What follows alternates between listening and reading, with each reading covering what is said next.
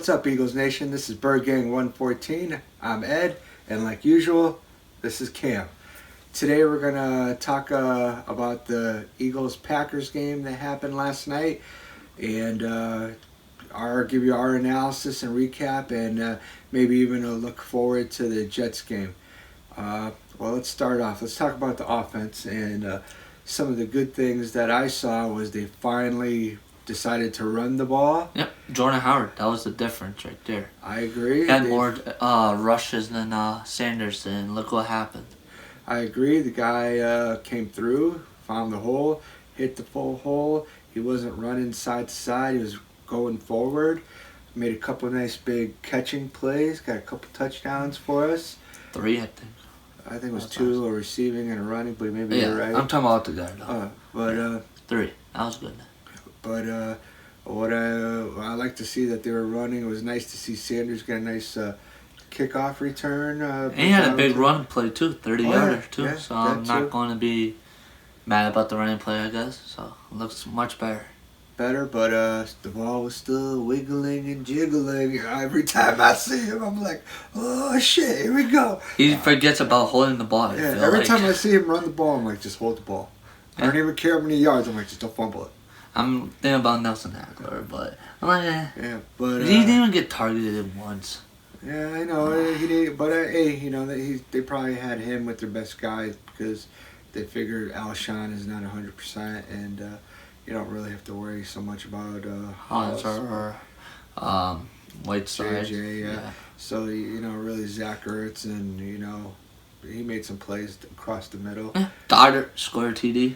Yeah, which I'm was happy nice with to that. see. Made up a little bit for the other week. Yep. But it was a nice, I think it was like a tight end screen or something. Oh, no, it was like a slam right down the middle. He was wide open before something. the play, and then the guy comes up and does a slant right down the middle. The guy couldn't react in time. It was impossible to It'd be cover. nice if Jeffries could hold on to a couple of those passes too. I know, but he hurried. I know. You can't force him yet. I give him credit for even playing. He still had a TD in the game. Oh yeah. And he made a couple of third down catches. That was important. I agree. I was glad to see him out there. He's only going to get healthier, hopefully. Yeah. See what else on the offense. Wentz looked not bad. He only had a couple bad passes, but sometimes it was good that it was a bad pass. Yeah. Like it could have been picked if it was a good throw. So. But I think he's definitely doing a lot better than last year. Last year, you could just tell it wasn't him. I like how he takes off and runs, slides, and dives forward. He didn't even slide a couple of times. He just took it. He's like, I'm going to try and break out for a first down. More the spin move Stephani tried to get, but he was short. Yeah. But still, I like that. I like that. He's not thinking. He's just reacting, which is perfect. It's big. Yeah. Now, defense. Let's get to the defense. Okay. Jalen Ramsey, please. Jalen Ramsey, Hy Roseman, do something. Yeah. They signed Orlando Sandrick, so I'm still not happy. I hope that's not the decision they are thinking to do. Well, let's start with the D-line. They definitely were putting on a lot of pressure. If it wasn't like Aaron Rodgers, I mean, the guy is like a magician. Just like, I don't know, he just gets away. Oh. I felt Matthew Stafford too last week. It was good pressure. It's just somehow quarterbacks just gets away on both games, I say.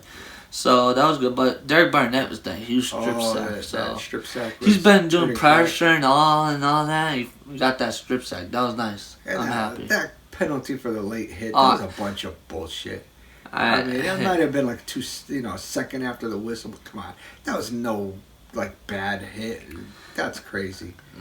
Yeah, I know. NFL has been being softer, so I can't believe that was a flag even. Yeah, I'd like to see that Grugier was out there. And Zach Brown looked good too. Both linebackers looked good. Talking about Grugier Hill too, and I think that helped a lot. Yeah. Once he came back, it looked like we were doing much better. Yeah, like there wasn't was there a big play on a run play even? No. I don't think there was not even a 15-yarder they ran for. So that was nice. Didn't Bradham get the interception at the end there? Helped by the practice squad to the side, Craig Jings, I think his name is. And then that guy made a play. Malcolm Jenkins was alright, and I mean McLeod always makes a saving tackle somewhere. Comes in. Yep. He's actually, I think, one of the best tacklers on the team. I really do, because he's like the last line, and he always makes the tackle. Very little, you know. I mean, you know what? He deserves another look to keep him. I honestly think he's playing pretty good. His contract is up too this year. So. I think he's worth keeping around. He's not that old, and I think this is his best year for us out of all the years he's been. At first, it doesn't look at it, but if you watch the game again and just look at it, you can tell he saves us. Yep. Oh yeah. Like you don't hear people talk about him at all. No. So it definitely he does save tackles. I know you hate Sendejo, but Sendejo, please just let I mean, he does make a play here and there, but he does also. Yeah, Ernie Maddox, damn it, he plays for the other team. Oh, that was just. I know that's not on purpose. That was all by accident. He's trying to make a play. It was end of the game, and he's trying to make a play for the win. I get it. It's not. Hey, he's giving up his body. I mean, he's not. He's. He can hit at least. You can say he definitely could hit hard. I don't know if they're targeting him or what, but he's in on a lot of plays in his area. But I mean, Rasul Douglas is not playing too bad. I think he's doing good. The last last game. We just said last week Sidney Jones has made it through 3 games without being injured. Boom, out. I guarantee he was out for weeks. That guy, just like Darby though, both hamstrings. I know he was a number 2 second round pick, but God. I'm sorry. I'm gonna say it, he's definitely a bust. A wasted rookie year. I mean, last year he sucked and was out half the year or most of the year.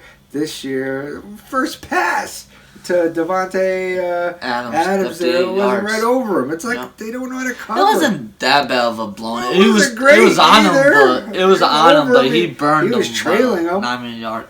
He was there to make the tackle, dude. That's it. In the end zone, thank God he did that. Yeah.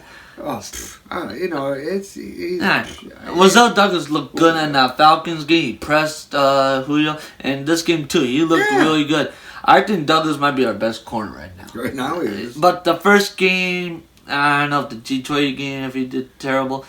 He didn't look that bad. He didn't look good before. He got burned in the Washington game. It was in Washington, yeah. That's when I was like, oh, dude, I can't see Douglas anymore. But now I see him as the best corner. Burned and the whole team got burned. But Douglas looks like he's improving already. But I don't want him to say that. Just give me Ramsey, please. I'm just saying. I just want Ramsey. I don't care if it takes 2 first rounds. I know you want to give 2 first rounds in Aglet. Just give me Ramsey at this point. They need it because obviously everybody knows max protect and just throw deep. Basically. That's why when strip sack Derek Barnett, they tried to do a deep bomb on us on a play action. When he was doing play action, Derek Barnett got untouched because they were hoping he bites into the run and go a deep bomb. And he was kind of open if you watch the play. It was forming well. So thank goodness Barnett saved us there. But we need a corner that we could just trust and go 1-on-1. And then the other side, at least we have some, we could have like 2, at least we could have a safety and a corner covering the other receiver. We could at least trust in one corner. So that's why I want Ramsey and all that. Harry Roseman just has to look at it this way. You would have gave up a first round to draft him in the first round. And if you have to give up a second one, you give it up. I mean, look how many first round busts we have and all that. And this guy, I mean, if he pans out, it could be the savior for us. I mean, we need a corner. That's our problem. It's just people know it and they just keep passing and passing. So I mean, I would do it. Not short, but deep. It's unbelievable. It's just it's like they're. It's like, miscommunication. I hate to say it. It's like they're garbage. I mean, the freaking Aaron Rodgers there gets the ball with 59 seconds and they go down 70 yards. And they score a touchdown, and they still have 9 seconds left. No, what the fuck? For real? But there was a bunch of bullshit on that drive. Like those flags. Come on, dude. Oh, you know what? This season, the pass interference shit. Oh my god. I'm sick of the offensive pass interference. It's like ticky-tack bullshit. It's just like every game. It's ridiculous. And this PI where you can challenge it. Well, I mean, that's freaking. These guys fight down the field, both the offense and defense, and they just. It's ridiculous. It slows the game down. They don't overturn. They just call. I hate it. I really hate it. It changed football too. Oh yeah, they blow the whistle before the play is even over. I mean, come on, they're making it like totally wimpified. God, Brian Dawkins would never be able to hit anybody today, or any of these safeties, right? You watch old NFL and you watch today's NFL, it's basically like touch football, for crying out loud.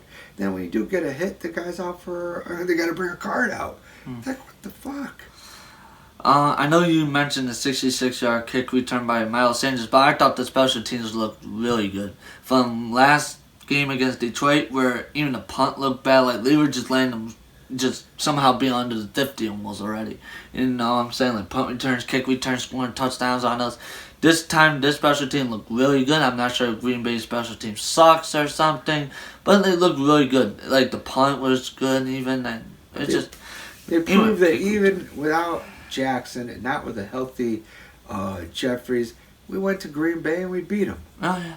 Thank God Devontae Adams got the turf toe or whatever in the fourth quarter, because that's what saved us. Because the man got 150 yards or 80 yards before halftime. It's like...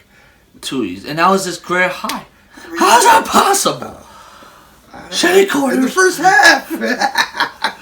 Not even the whole game. Half. Tell me how that's possible. How do we not need a corner after that? I mean, everybody knows. You just go do it. Get it over with. Get them into, camp on Sunday. Get ready for the Jets. I mean, I don't know. I haven't really been following the Jets. I know they got Le'Veon Bell. I know Sam Darnold. Just call him Mano. Well, yeah, he's out, but I don't know. Maybe he's going to play. I know that their defense, some guys have been out, so I don't know who's going to show up or what's going to show up. But, I mean, the Eagles should be rested, and hopefully Deshaun Jackson might maybe be back. I mean, I think we could beat them without him, so maybe just give them another week break.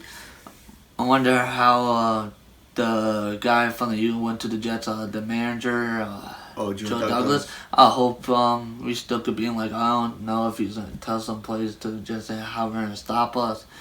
I think we got to create some different plays that he's not ready for it, because he's going to tell the coach. He knows what the Eagles do, on play calls, so I can see us trying to do something a little different.